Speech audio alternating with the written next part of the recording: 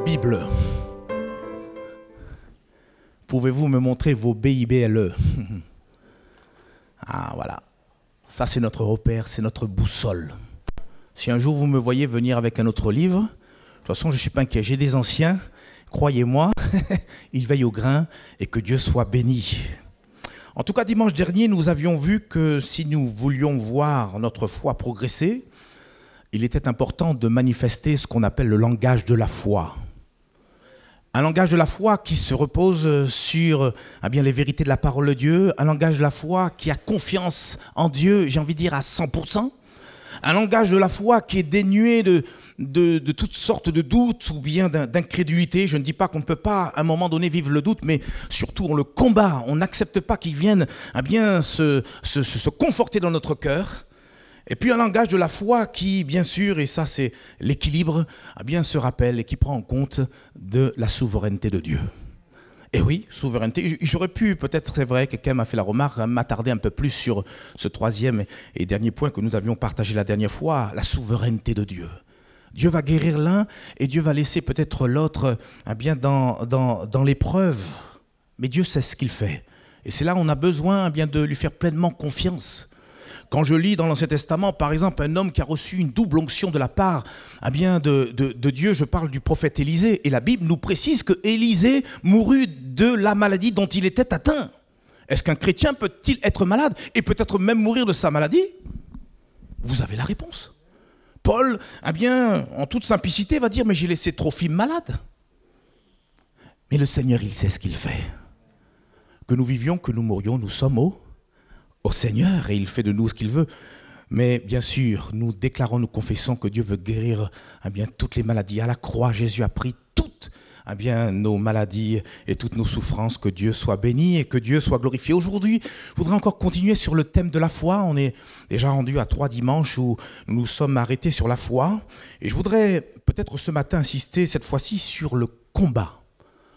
Le combat de la foi. Et j'ose préciser le bon combat de la foi. Et pour ce faire, je vous invite à regarder avec moi la deuxième épître à Timothée. C'est Paul qui s'adresse donc à ce jeune serviteur de Dieu, Timothée.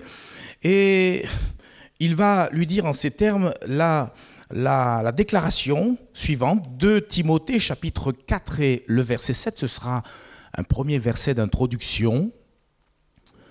Et Paul fait comme un bilan spirituel. Vous savez, quand il a écrit ce dernier courrier, les commentateurs sont tous d'accord pour dire que cette deuxième épître de Timothée est la dernière lettre que Paul a écrite avant sa mort. Et c'est comme une sorte de testament au travers duquel il donne quelques recommandations à ce jeune serviteur de Dieu, Timothée. Et puis on constate aussi qu'au travers de cette deuxième lettre adressée à Timothée, Paul va faire comme un bilan spirituel de ce qu'a été ses objectifs dans sa marche et dans sa vie chrétienne. Et il va faire le point et il va dire à Timothée, j'ai combattu le bon combat. J'ai achevé la course et j'ai gardé la foi. Il faut aussi noter que dans la première lettre à Timothée, Paul, à deux reprises, va encourager le jeune serviteur de Dieu à faire de même, à pouvoir combattre le bon combat. Je vous donne juste les références, on va les lire très rapidement, ne les cherchez pas. 1 Timothée chapitre 1 verset 18 par exemple, le commandement que je t'adresse Timothée mon enfant, selon les prophéties faites précédemment à ton sujet, c'est que d'après elle, tu combattes le bon combat. Et il insiste, le bon combat.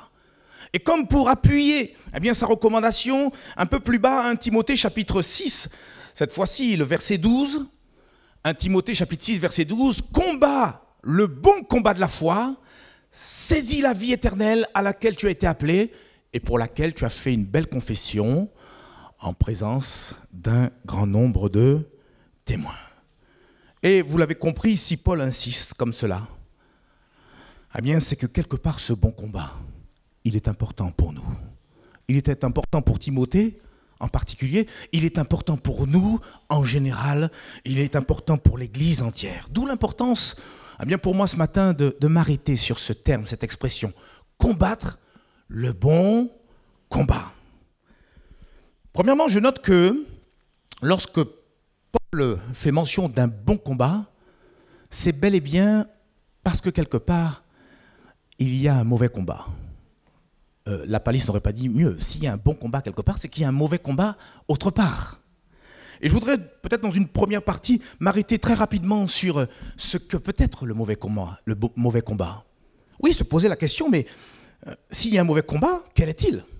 J'ai pris pour vous quelques exemples. Par exemple, nous combattons le mauvais combat toutes les fois où nous luttons contre la chair et le sang. C'est l'apôtre Paul qui dit dans Éphésiens chapitre 6 et le verset 12, juste la première partie de ce verset 12 de ce chapitre 6 de l'épître aux Éphésiens, l'apôtre Paul dit « Car nous n'avons pas à lutter contre la chair et le sang ». Juste s'arrêter à ça. Autrement dit, on n'a pas à lutter contre le prochain, on n'a pas à lutter contre le frère ou la sœur, on n'a pas à lutter contre notre prochain, oui, d'une manière générale. Pourquoi ? Parce que finalement, en faisant cela, nous menons le mauvais combat. Pire encore, on finit par se détruire les uns les autres. Regardez ce que dit l'apôtre Paul dans Galates chapitre 5 et le verset 15. Galates chapitre 5, verset 15. J'ai avec beaucoup de joie placé plein de versets pour vous. Notez-les, comme ça vous pourrez les lire tranquillement. L'apôtre Paul dit, mais si vous vous mordez et vous dévorez les uns les autres, parce qu'on peut, pas forcément physiquement, que Dieu soit béni, mais déjà spirituellement, avec la langue, on peut se mordre, on peut se dévorer les uns les autres. Mais l'apôtre Paul, rempli du Saint-Esprit, va dire, prenez garde que vous ne soyez détruits les uns par les autres. Frères et sœurs, ne nous flattons pas, même au sein d'une église locale. Il peut se faire que des chrétiens entre eux arrivent à se dévorer, à se mordre spirituellement. J'ai même vu des pasteurs entrer en lutte avec peut-être d'autres collègues.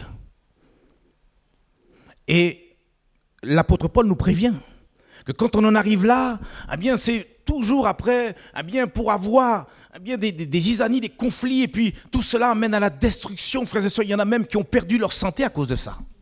Je peux vous le dire. Frères et sœurs, si nous avons un différend, si nous avons une inimitié c'est le contraire de amitié. Si nous avons une haine ou une amertume contre un frère, une sœur dans la foi, je vous le dis de la part du Seigneur, dégagez-vous de ce piège. Dégagez-vous de ce mauvais combat. Je vous en supplie dans le nom de Jésus. Et ne vous laissez pas flatter par l'ennemi. Ne vous laissez pas tromper par de faux raisonnements. Ces choses ne vous mèneront pas à ce saint rendez-vous qui nous attend tous, le retour de notre Seigneur Jésus-Christ. Il est important de pouvoir considérer ce que le Saint-Esprit nous dit ce matin. Arrête ce mauvais combat, mon frère, ma sœur. Toi qui es là présent, arrête ce mauvais combat. Toi qui as de l'amertume, toi qui as de la rancœur, arrête ce combat. Arrête de lutter. Arrête de te fatiguer, arrête de te faire du mal. Arrête de faire du mal aux autres. Au contraire, entre dans ce bon combat qui consiste à pouvoir vivre la réconciliation, qui consiste à vivre le pardon, qui consiste à vivre le fait d'être en paix avec notre prochain. Regardez ce que dit encore l'apôtre Paul, et béni soit Dieu pour toutes ses épîtres à cet homme, qui a, vous le comprenez, reçu une grâce particulière de la part de Dieu. Romains chapitre 12, verset 18.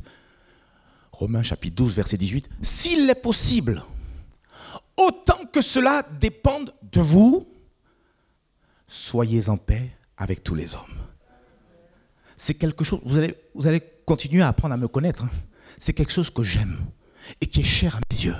Être en paix avec tous. Et je vous mets au défi, je vous regarde tous, je suis en paix avec tous. Et je ne veux pas laisser l'ennemi me piéger dans cette affaire, dire que je vais d'un côté louer le Seigneur et ne pas sentir le frère ou la sœur qui est à mes côtés. Ça, ce serait se fourvoyer, frères et sœurs. Et je le dis avec l'autorité, avec la force du Seigneur ce matin. Nous sommes venus, et comme on l'a chanté, pour aimer davantage le Seigneur. Et si nous disons que nous aimons celui qu'on ne voit pas, à bien plus forte raison, il nous invite à pouvoir aimer celui que nous voyons, notre prochain, celui qui est semblable à nous. S'il est possible, autant que cela dépend de vous, soyez en paix avec tous les hommes. Oh, j'ai déjà dit ici en ces lieux, Mais une fois, dans une autre église, il y a une dame, j'ai vu. Il faut qu'on ait le discernement. Et par la grâce de Dieu, eh bien, discerner quelquefois ce qui peut être derrière les situations, derrière les circonstances qu'on peut rencontrer. Et cette dame, je sentais qu'elle cherchait des problèmes, à entrer en conflit avec moi. Et je lui ai dit, écoutez, allez chercher quelqu'un d'autre pour bien vous battre, etc. Moi, je ne rentre pas dans ça. Et ça l'a arrêté net. Elle n'est plus venue m'attaquer. Frères et sœurs, prenons autorité. Respectons les gens, aimons-les, mais prenons autorité parce que le combat dans lequel nous sommes, c'est un combat spirituel. Nous combattons le mauvais combat toutes les fois où nous luttons contre la chair et le sang. Mais il y a aussi un autre exemple que je pourrais placer aussi devant vos yeux concernant le mauvais combat. Nous combattons le mauvais combat toutes les fois où nous nous faisons justice nous-mêmes. Et pour illustrer ce propos, j'ai pensé à notre ami Moïse. C'est le Saint-Esprit qui m'a mis cette pensée. Voilà un homme qui a été déchiré, arraché bien de sa culture, car très jeune, il a été donc éduqué chez la fille du grand pharaon, le monarque de l'époque. Et puis, certainement, la Bible ne nous précise pas tout, mais à un moment donné, il découvre que finalement, ses origines, c'est un hébreu. Et la Bible nous dit qu'à un moment donné, il vient visiter ses frères, il vient considérer ses frères qui, dans le même pays là où il se trouve, sont esclaves. Et nous lisons ce que nous lisons dans Exode chapitre 2, du verset 11 jusqu'au verset 12. Je vous laisse le chercher, c'est dans le 2e livre de la Bible, Exode chapitre 2 et le verset 11. Et il nous est dit, en ce temps-là, Moïse, devenu grand, se rendit vers ses frères et fut témoin de leurs pénibles travaux. Il vit un Égyptien qui frappait un Hébreu d'entre ses frères. Verset 12, regardez bien la scène. Il regarda de côté, il regarda de l'autre, et voyant qu'il n'y avait personne, qu'est-ce qu'il fit? Il parla à l'Égyptien. Non, il tua l'Égyptien et le cacha dans le sable. Si ce n'est pas un meurtre prémédité, dites-moi ce que c'est. Pourtant, j'ouvre et je ferme la parenthèse, Dieu dans sa miséricorde non seulement a pardonné cet homme, mais plus tard, quand il est entré dans le bon combat, eh bien cet homme a pu servir des plans, des projets grandioses qui le dépassaient d'ailleurs. Il a été le grand libérateur, le grand Moïse, qui rentrait, qui parlait avec Dieu comme un ami. Mais avant qu'il rentre dans le bon combat, on le voit bien par cet exemple, eh bien cet homme a commencé à entrer dans un mauvais combat. Et je le vois, voyant cet Égyptien finalement frapper, certainement à outrance, son frère hébreu. Son sang a fait un tour et quelque part dans son être, pris de colère, il s'est fait justice lui-même. Or, nous le savons, je ne l'ai pas mis là sur mes notes, mais au niveau des versets, mais la Bible est claire, elle dit, la colère de l'homme n'accomplit pas la justice de Dieu. Vaut mieux quelquefois dans une situation se calmer d'abord avant de savoir ce qu'il y a lieu de faire. Quelquefois dans la précipitation, dans la colère, on veut se faire justice, mais la justice des hommes n'a rien à voir avec la justice de Dieu. Vous êtes d'accord avec moi, frères et sœurs?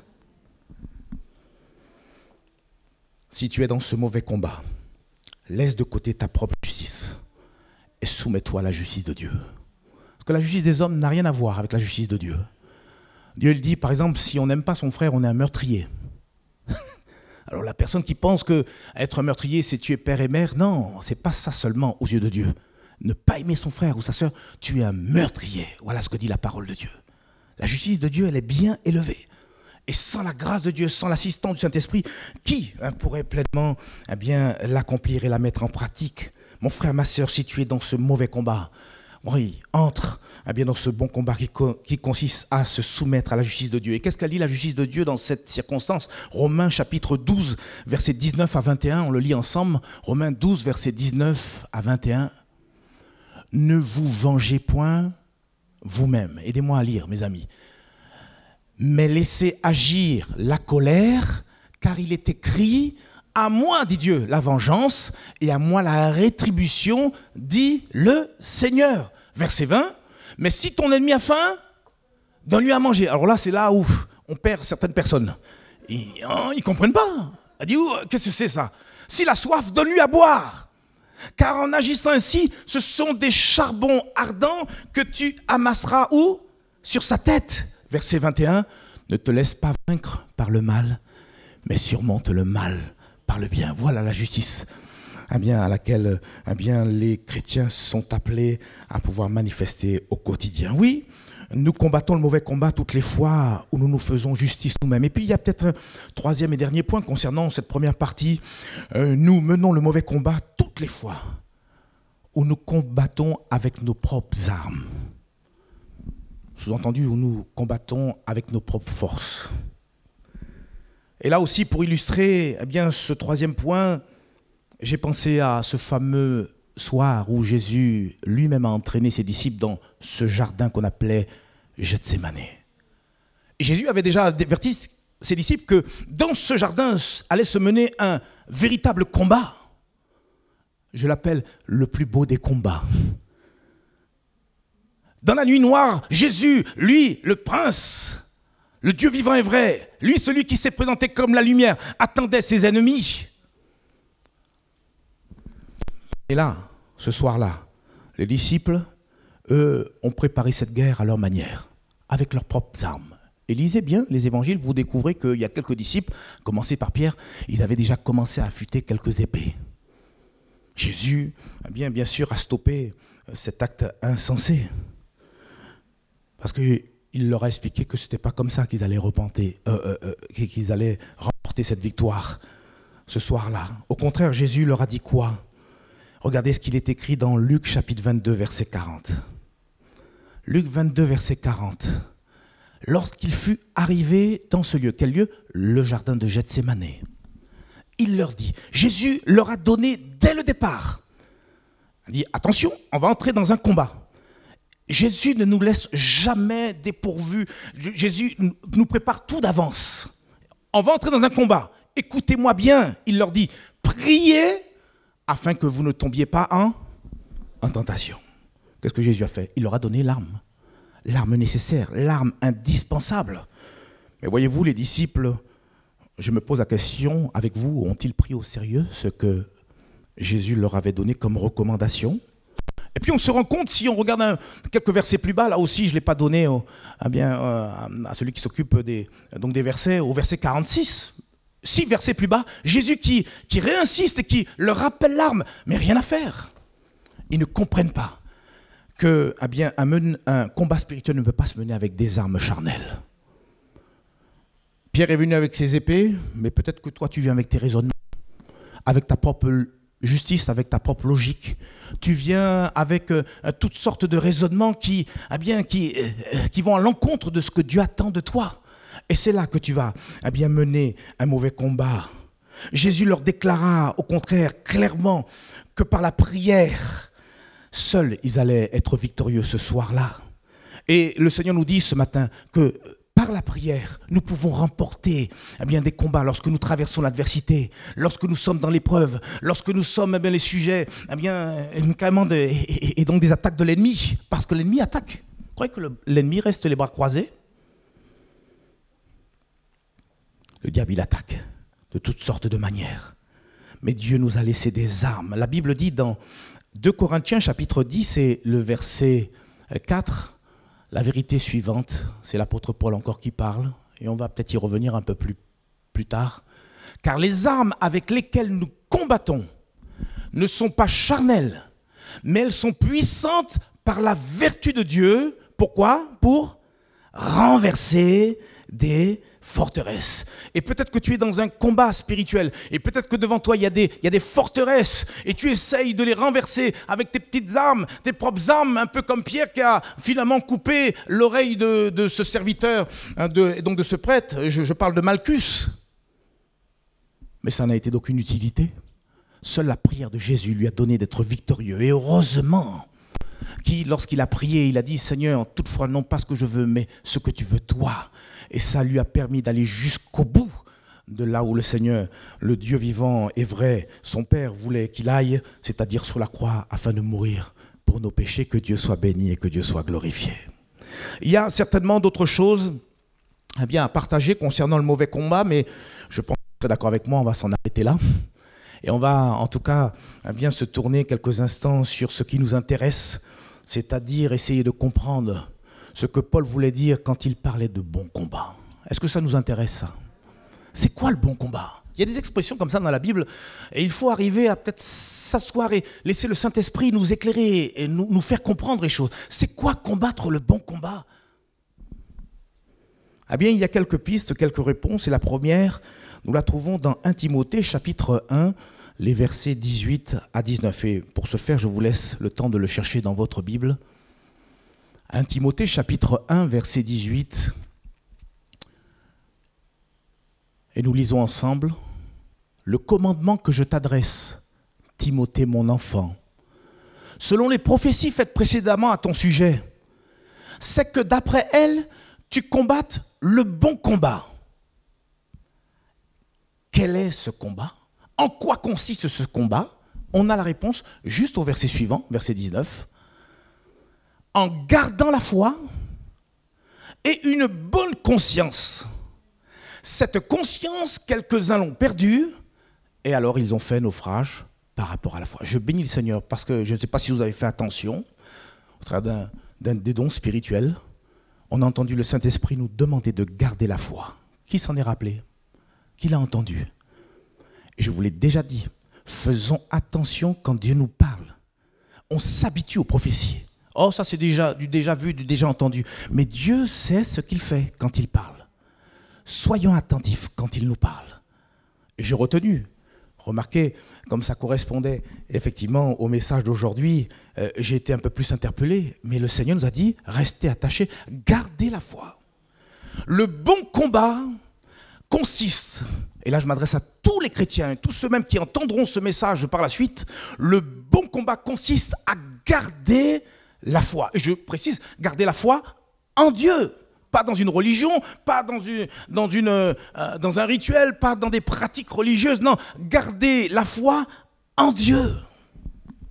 Gardez la foi. Nous gardons la foi à quel moment? Eh bien, lorsque nous entretenons au quotidien une relation personnelle avec le Seigneur. On fait tout pour rester en connexion avec le Seigneur. Certains s'arrêtent le matin très tôt, d'autres c'est le soir, etc. Peu importe le moment, mais on s'alimente de cette relation indispensable avec notre Seigneur, afin de ne pas décrocher. Quelquefois on décroche, on ne s'en rend même pas compte. Et je vous le dis, pendant ce temps d'épreuve, beaucoup ont décroché, malheureusement. Mais vous, vous êtes là parce que vous avez, quelque part, par la grâce de Dieu, gardé la foi. Lorsque nous veillons à toujours demeurer dans la parole de Dieu, nous gardons la foi. Et nous menons le bon combat de la foi. Lorsque nous demeurons attachés au Seigneur, même quand nous traversons des épreuves, des adversités, la marche avec le Seigneur n'est jamais un long fleuve tranquille. Hein. Je sais que tout le monde pourrait le confirmer. Il y a des hauts, il y a des bas, il y a des moments difficiles. J'ai entendu des personnes dire, mais si c'est ça, suivre le Seigneur, ben voilà, j'arrête tout. Mais il s'agit, même dans les épreuves, et à plus forte raison lorsqu'on traverse la vallée de l'ombre de la mort, qu'on puisse plus que jamais rester attaché au Seigneur. Et on l'a entendu également au travers du don spirituel. Les jours ne seront pas meilleurs. C'est pas, mes amis, le vaccin qui va solutionner le problème de ce monde. Parce qu'il va à sa perte, c'est pas moi qui le dis, c'est la Bible. Et plus que jamais, on a besoin de garder la foi. C'est ton combat, mon frère. C'est ton combat, ma sœur. C'est le combat de l'Église d'Istre. C'est le combat de l'Église universelle. Lorsque nous restons fermes et inébranlables, aussi quand le diable vient nous attaquer, c'est ça aussi, garder la foi. Vous savez, j'ai l'impression que bien souvent, on oublie que nous sommes au beau milieu, au cœur même d'un combat. Un combat spirituel qui nous oppose aux puissances même des ténèbres. D'ailleurs, pour reprendre le passage de Éphésiens 6, 12, où l'apôtre Paul dit la chose suivante. Nous n'avons pas, on l'a compris tout à l'heure, à lutter contre la chair et le sang. Mais il rajoute, mais contre les dominations, contre les autorités, contre les princes de ce monde de ténèbres, contre les esprits méchants dans les lieux célestes. On a à combattre contre toutes ces choses, ces puissances qui sont terrifiantes. Frères et sœurs, si Dieu nous permettait de voir ce qui se passe dans le monde spirituel, ça ferait peut-être peur. Il faut savoir que la Bible nous dit que quand le diable a été déchu de là où il était, puisqu'il était un être céleste glorieux, c'était Lucifer. Lucifer veut dire ange de lumière, il menait la louange. Et à un moment donné, son cœur s'est élevé, et la Bible nous dit que Dieu l'a précipité, et avec lui, il a entraîné le tiers des anges. Et quand on sait que eh bien, le nombre des anges, c'est des myriades et des myriades, c'est-à-dire un nombre incalculable. Et ces démons, eh bien, s'acharnent tout un royaume qui, pour le coup, est organisé et là pour essayer eh bien, d'attaquer sur tous ceux et celles qui ne lui appartiennent pas au diable, c'est-à-dire l'Église de Jésus-Christ. Le diable ne s'attarde pas trop sur les gens de ce monde, quoique, mais il s'acharne particulièrement pour essayer de happer eh bien, les chrétiens. C'est pour ça qu'on a besoin de s'attacher plus que jamais au Seigneur, qu'on puisse se serrer les coudes les uns et les autres et avancer. Et c'est pour ça qu'il ne faut pas laisser des failles entre nous. Et c'est par l'amour eh bien, qu'on va rester unis et qu'on sera fort pour faire face à l'ennemi. D'autant plus que le Seigneur ne nous a pas laissés sans armes. Et dans ce même passage, Éphésiens, on l'a lu, Éphésiens 6, 12, mais on peut lire un verset au-dessus. Il nous est dit, Éphésiens 6, verset 11, l'apôtre Paul qui dit « Revêtez-vous de toutes les armes de Dieu afin de pouvoir tenir ferme contre les ruses du diable. » Alors je voudrais vous faire participer ce matin. Quelles sont les armes spirituelles que Dieu nous a données? Une réponse par personne. Oui, Elda. Là, la prière, elle dit. Oui, c'est la 7e arme. On y reviendra. Alors, oui, Leslie, comment? Le casque du salut. Allez, on commence par le haut. Le casque du salut. Frédéric. L'épée de l'esprit. Voilà. La parole, qui est la parole de Dieu. Oui. Comment? Le bouclier de la foi. Eh oui, qu'est-ce qu'il y a? On n'a pas toutes les armes là, mes amis. Hein. Si on part comme ça, c'est pas suffisant. Prenez toutes les armes, il a dit. Oui. La ceinture, plusieurs l'ont dit. C'était étonnant, c'est la première arme que Dieu nous donne. La ceinture de quoi? De la vérité. Si je viens ce matin, je ne suis pas vrai. On peut tromper les autres, on ne peut pas tromper Dieu. La ceinture de la vérité. Le diable a horreur de la vérité. D'être vrai à l'égard du frère, d'être vrai à l'égard de la sœur, d'être vrai avec son prochain, d'être vrai avec soi-même, et puis vrai avec Dieu. Le diable en a horreur, il est le prince du mensonge. Quand il parle que du mensonge, il parle de son propre fond, quand on est dans la vérité. Frères et sœurs, n'ayons pas peur de réclamer la ceinture de la vérité. C'est important. Allez, chaussures que donne le zèle de l'évangile de Dieu, de paix, c'est écrit. Eh oui, parce que l'évangile qu'on est amené à partager, ce n'est pas un évangile de polémique, ce n'est pas un évangile pour essayer de faire une guérilla. On vient avec la paix de Dieu devant les gens. Et c'est avec amour qu'on leur parle à bien des choses qui concernent le royaume des cieux. Ne venons pas en conquérant. Vous savez, même ici en France, on a parlé des croisades, tout ça, mais le Seigneur n'était pas dedans. Hein. Quand on a forcé les gens, certains même ont été torturés. Pourquoi? Parce qu'ils ne croyaient pas en Dieu, mais jamais Dieu. Dieu ne forcera jamais personne. C'est pour ça qu'en enfer, il n'y aura jamais des personnes que Dieu lui-même a envoyées. Ces gens se retrouvent en enfer parce que, eh bien, ils auront choisi d'être en enfer. Dieu veut que tous les hommes soient sauvés. Et ça, c'est une réalité. On a oublié quelque chose? La quoi? La cuirasse de la justice. Vous voyez, toute arme est en rapport avec une vertu. On a parlé de justice, de foi, de zèle que donne l'évangile. Tout ça, c'est important. Et il est important de connaître par cœur ces 6 armes. Et c'est pour ça, je reviens à ce qu'a dit Elda, eh bien, effectivement, toutes ces armes eh bien, sont comme ceinturées eh bien, par l'autre arme, qui est la prière.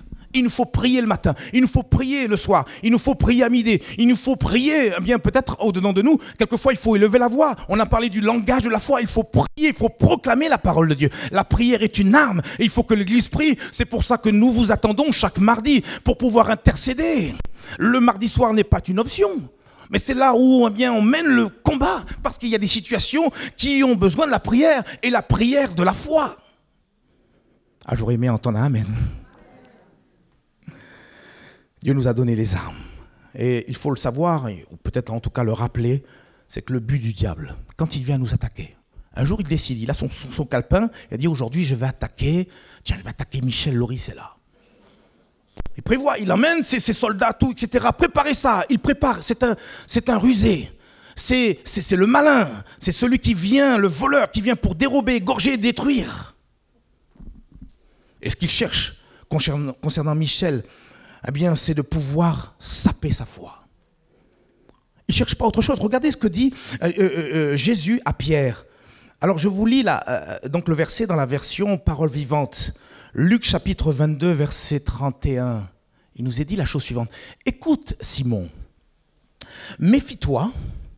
Satan a demandé le droit de vous passer tous au crible, comme on secoue le blé pour le séparer de la balle. Et Jésus de répondre, de rajouter plutôt, mais moi j'ai prié pour toi, pour que tu ne perdes pas la foi. Et toi, le jour où tu seras bien revenu sur le bon chemin, sois le soutien de tes frères, fortifie-les dans la foi. Pierre ne savait même pas qu'il était sur le mauvais chemin. Il ne savait même pas qu'il était dans le mauvais combat. Il va le découvrir par la suite, avec toute sa présomption. Il pensait que, etc. Quand tous les autres disciples t'abandonneraient, moi je ne t'abandonnerai pas. Et puis il a compris par la suite. Quand tu seras ramené dans le bon combat, fortifie-les. Mais je note avec vous ce que Jésus dit. J'ai prié pour toi pour que tu ne perdes pas la foi. Quand le diable nous attaque, c'est pour que nous puissions perdre la foi. Pour que vous arriviez à dire « Ah, j'en peux plus, il y a trop de problèmes, trop de difficultés. Ah, mais c'est comme ça, j'abandonne, je baisse les bras, j'en ai marre. Seigneur, tu m'entends pas, tu fais rien, etc. » Là, le diable peut crier, s'écrier, dire « J'ai gagné !» Parce que dès qu'il a perdu, dès qu'il a réussi à nous faire perdre la foi, c'est fini. C'est fini. D'où l'importance. Écoutons ce que le Saint-Esprit nous dit de comprendre ce matin. Il nous faut garder la foi. Tel est notre combat. Et ce n'est pas pour rien, comme on l'a vu tout à l'heure, que l'apôtre Paul rappelle qu'il faut combattre le bon combat de la foi. Mais pas que cela. Parce que si on revient à 1 Timothée chapitre 1, versets 18 et 19, il dit, l'apôtre Paul à Timothée, que tu combattes le bon combat en gardant quoi? La foi et aussi une bonne conscience. Et garder une bonne conscience n'a rien à voir avec le fait de se donner bonne conscience. Pas plus tard de quelques jours, j'étais avec une personne qui n'est pas là ce matin, mais qui m'expliquait par A plus B que Dieu était avec lui. Pourtant, à côté de ça, il vivait une relation en dehors du mariage. Je dis, mais oui, le Seigneur, il est partout, il est omniscient et omniprésent. Il sait toutes choses. Mais je peux te dire, à cette personne, je lui ai dit, le Seigneur ne cautionne pas ce que tu fais. Tu es dans le péché et tu as besoin de te repentir. Parce que la Bible va bénir tous ceux, toute relation sexuelle qui se vit dans le cadre du mariage. Ce qui est en dehors, ça s'appelle de la fornication et Dieu condamne ces choses. C'est vrai ou c'est pas vrai, frères et sœurs? Le monde peut avoir une mentalité, mais nous avons la mentalité de la parole de Dieu. Et nous avons besoin, avec toute douceur, de dire aux gens la vérité. Parce que la Bible dit, vous connaîtrez la vérité et la vérité vous affranchira. Et j'ai vu cet homme se laisser convaincre par la parole. Et il a dit, bon, je vais remettre de l'ordre dans ma vie. Autrement dit, je vais me remettre à combattre le bon combat de la foi. Ne nous fourvoyons pas, ne nous trompons pas, ne nous donnons pas bonne conscience, frères et sœurs. Il nous faut garder une bonne conscience. Avoir une bonne conscience, c'est marcher avec l'esprit libre et tranquille. Waouh! On est là, on est dans la paix, on est serein, on n'est pas tracassé par quelque chose qui revient en redondance dans notre esprit. Avoir une bonne conscience, c'est ne rien avoir à se reprocher. Le meilleur, en fait, quand j'ai une bonne conscience, je suis en paix avec Dieu, avec les autres et surtout avec moi-même. Il y a des gens, ils ne se rendent même pas compte. Parce qu'ils ont mauvaise conscience, au fait, ils sont agités, mais ils ne le savent pas. Et comme ils sont agités, à leur contact, vous êtes aussi agités. Parce qu'ils ne sont pas en paix avec eux-mêmes. Et leur conscience est là en train de les accuser sur quelque chose qui n'est pas réglé. C'est d'ailleurs avec une bonne conscience qu'il faut s'approcher de Dieu. Est-ce que vous le savez? Hébreux chapitre 10, verset 22 nous le dit. Approchons-nous avec un cœur sincère. Là, tout va bien. Il faut qu'on soit sincère quand on s'approche de Dieu. Autrement dit, qu'on soit dans la vérité. D'où avoir l'épée, la ceinture de la vérité à nos reins. Dans la plénitude de la foi, ça c'est évident, sans la foi, on ne peut pas être agréable à Dieu. Mais il rajoute les cœurs purifiés d'une mauvaise conscience. Et bien sûr, le corps lavé d'une eau pure. Et c'est pour cela que quelque part, la Bible nous invite à faire souvent des examens, comme des bilans de notre conscience.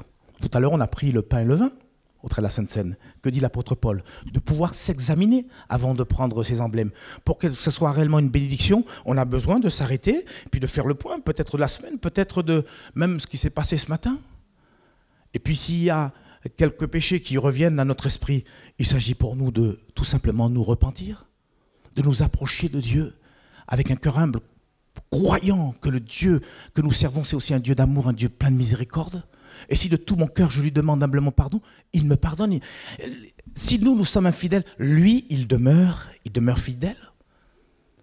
Oui, bilan de notre conscience, bilan de notre cœur, à plusieurs reprises. Par exemple, Jésus dit, si tu te souviens que quelqu'un a quelque chose contre toi, laisse là ton offrande et va d'abord te réconcilier avec ton prochain. Quand Jésus dit, si tu te souviens, donc il fait, c'est quelque part intimement lié avec notre conscience. Fais l'examen de ta conscience. Et si tu te souviens bien que quelqu'un a quelque chose contre toi, laisse là ton offrande et va d'abord te réconcilier avec ton prochain. Frères et sœurs, si notre conscience nous accuse d'un quelconque péché, approchons-nous du Seigneur et repentons-nous de notre péché. Ce mot, il est fort, se repentir. Et on a besoin de chercher tout à nouveau la face de Dieu et implorer sa grâce. La Bible nous dit dans le livre d'Hébreux au chapitre 9 et le verset 14, la chose suivante, Hébreux 9, verset 14. Combien plus le sang de Christ, qui par un esprit éternel s'est offert lui-même sans tache à Dieu, purifiera-t-il votre conscience des œuvres mortes afin que vous serviez le Dieu vivant. Si on n'a pas une conscience qui a été purifiée par le sang de l'agneau, on ne peut pas efficacement servir le Seigneur, le Dieu vivant et vrai. Alors notre bon combat, certes, il s'agit pour nous de garder la foi, mais en même temps avoir une bonne conscience, car nous l'avons lu tout à l'heure, certains, ayant perdu une bonne conscience, ont fait naufrage par rapport à la foi. Que Dieu nous aide à comprendre ces choses. Je termine avec peut-être un troisième point. Qu'est-ce que le bon combat auquel nous sommes appelés à mener? Eh bien, le bon combat dont Paul parle consiste à travailler à la propagation de l'évangile de Jésus. Nous avons eu raison de chanter le premier chant, je ne sais pas si vous avez fait attention. Et il était fait question de pouvoir se lever et d'aller propager la bonne parole dans le monde entier. C'est la volonté du Seigneur. Après être devenu enfant de Dieu, le Seigneur nous donne une mission, parce que la Bible dit le précieux trésor de l'homme, c'est l'activité. Il y a des gens ici-bas, ils ont gaspillé toute leur vie parce qu'ils tournaient en rond, ils n'avaient pas un but. Quand on vient au Seigneur, il nous donne un but, une cause, et louable, le salut des gens. Les inviter à pouvoir prendre le chemin de la vie éternelle, c'est extraordinaire, travailler au salut des gens. Et pour justement illustrer encore ce troisième et dernier point, regardez ce qu'il est dit concernant une église, l'église de Philippe, qui se trouvait dans la ville de Philippe. Il nous est dit dans Philippiens chapitre 4, versets 2 et 3, et nous allons terminer par cela, l'apôtre Paul qui prend le temps d'écrire à toute cette église, et il va dire « J'exhorte Évodie et j'exhorte Syntyche, deux femmes, deux chrétiennes, à être d'un même sentiment dans le Seigneur. » Et il dit au verset 3, « Et toi aussi, fidèle collègue, oui, je te prie de les aider, elles qui ont combattu pour l'évangile avec moi. Et avec Clément et mes autres compagnons d'œuvre, dont les noms sont dans le livre de vie. » Autrement dit, avant même qu'elles, toutes les deux, là, Évodie et Syntyche, se retrouvent dans un mauvais combat, puisqu'on comprend qu'ils sont dans un conflit, elles combattaient le bon combat, en étant aux côtés de l'apôtre Paul, pour faire quoi? Pour promouvoir, pour la propagation de l'évangile sur la surface de la terre. Des femmes qui étaient vaillantes, jusqu'au jour où elles ont été piégées. Elles sont tombées dans ce mauvais combat. Et là, on a encore un exemple qui nous montre qu'on n'a pas à lutter contre la chair et le sang. Évodie et Syntyche étaient en désaccord. Il y avait comme un dissentiment entre elles. Elles ne se comprenaient pas sur un point.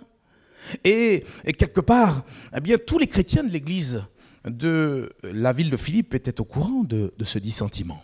Pourquoi je dis ça? Parce que l'apôtre Paul ne se serait pas permis d'écrire un courrier à toute l'église de Philippe, et puis en faisant mention de ce problème. Donc finalement, ce conflit au sein même de cette église locale était une tâche pour cette église. Et l'apôtre Paul, avec la force que lui donne le Saint-Esprit, lui demande de régler ce problème. Demande à Évodie et Syntyche de pouvoir réagir, de sortir de ce mauvais combat pour bien commencer à retrouver le chemin du bon combat. Et cette histoire, quelque part, elle est un avertissement pour chacun d'entre nous. Et quel est cet avertissement? De grâce, de la part du Seigneur.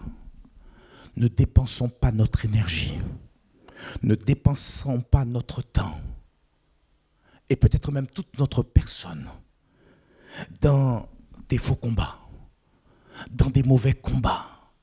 Je ne sais pas combien de temps ce conflit a duré entre Évodie et Syntyche, mais ça devenait lourd et certainement le Saint-Esprit en était attristé.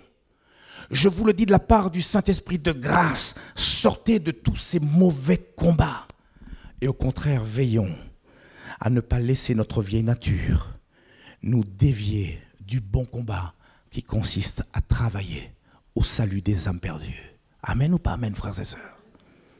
Mon énergie, ma personne, je veux la dépenser pour ce qui vaut la peine. Mais il y en a qui, toute leur vie, auront combattu la chair et le sang. Toute leur vie, ils seront dans des luttes, dans des combats. Vous croyez que c'est la volonté du Seigneur, ça? Tu crois que c'est la volonté? Le diable est en train de se moquer de toi. Mais sors de cette situation. Avec la grâce de Dieu, fais ce qu'il y a lieu de faire. Et découvre le projet, les plans que Dieu a pour ta vie. Que dire en conclusion? Juste une question. Dans quel combat, mon frère, ma sœur, te trouves-tu?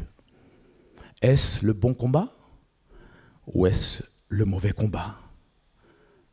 En tout cas, j'ai pris le temps de l'expliquer. Le bon combat consiste à pouvoir garder la foi. Mon frère, ma sœur, reste attaché au Seigneur. Le meilleur est devant nous. Alors que le monde va à sa perte, nous pourrons lever les yeux. Nous avons une espérance glorieuse qui dépasse tout ce qui peut se passer ici-bas sous cette terre. Nous avons vu que le bon combat consistait aussi à garder une bonne conscience. Personne ici peut dire qu'il est juste. On est tous défaillants d'une manière ou d'une autre, en pensée, en parole, en action. Toutes les fois, notre conscience nous reproche quoi que ce soit. Librement, en toute liberté, parce que maintenant le lieu très saint nous est ouvert, la présence même de Dieu nous est ouverte. On peut venir et s'agenouiller humblement devant le Seigneur et dire « Seigneur, pardonne-moi de mon péché. » Et Dieu nous fera grâce. Mon frère, ma soeur, marcher dans alléluia, le bon combat de la foi, c'est aussi parler de Jésus. N'ayons de cesse de parler de Jésus autour de nous. Je termine en rappelant ce que nous avons lu au début de Timothée, chapitre 4, les versets 7, et on va même rajouter le verset 8. Paul qui dit « J'ai combattu le bon combat, j'ai achevé la course, j'ai gardé la foi. » Et il nous est dit au verset 8, « Désormais, la couronne de justice m'est réservée. Le Seigneur, le juste juge, me la donnera ce jour-là, et non seulement à moi, mais encore à tous ceux qui auront aimé son avènement. Puisse Dieu nous permettre, les uns les autres, de mener le bon combat de la foi, et que nous soyons fin prêts pour recevoir cette couronne de justice que Dieu nous accordera quand il viendra sur les nuées. Prions ensemble le Seigneur. Merci pour ta parole encore en ce matin. Seigneur, tu veux fortifier notre foi. Et le même Seigneur qui a prié pour Pierre afin que sa foi ne défaille point, c'est le même qui intercède pour nous. Car après ta mort et ta résurrection, la Bible nous déclare que tu es remonté au ciel et là, à la droite de la majesté divine. Seigneur Jésus, tu intercèdes pour chacun d'entre nous. Et je le crois, tu pries pour que notre foi ne défaille point, ne se perde point. Et Seigneur, mon Dieu, comme dit ta parole, nous ne sommes pas de ceux qui se retirent pour se perdre, mais de ceux qui ont la foi pour garder leur âme. Jusqu'au bout, Seigneur, envers et malgré tout, dans les adversités, dans les épreuves, dans les tempêtes, mais face aussi également aux attaques de l'ennemi, nous voudrions garder, mon Dieu, notre foi intacte. Nous voudrions au contraire voir notre foi se fortifier, grandir de plus en plus.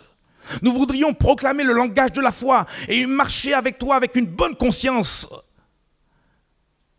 Seigneur, purifie-nous ce matin. Fais-nous grâce, parce que rien d'impur, rien de souillé ne pourra rentrer dans ton royaume. Tu nous avertis et tu nous montres le chemin à suivre. Et tu veux que nous soyons fin prêts parce que tu es à la porte. Fais grâce encore en ce matin.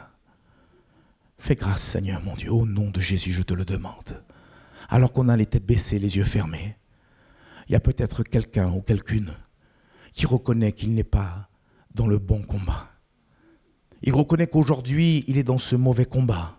Il est dans les luttes, dans des combats qui le fatiguent physiquement, moralement, spirituellement. Dieu veut que tu puisses te recentrer et te replacer dans le bon combat. Et je voudrais te donner l'occasion d'exprimer à Dieu ton désir de retrouver le chemin du bon combat.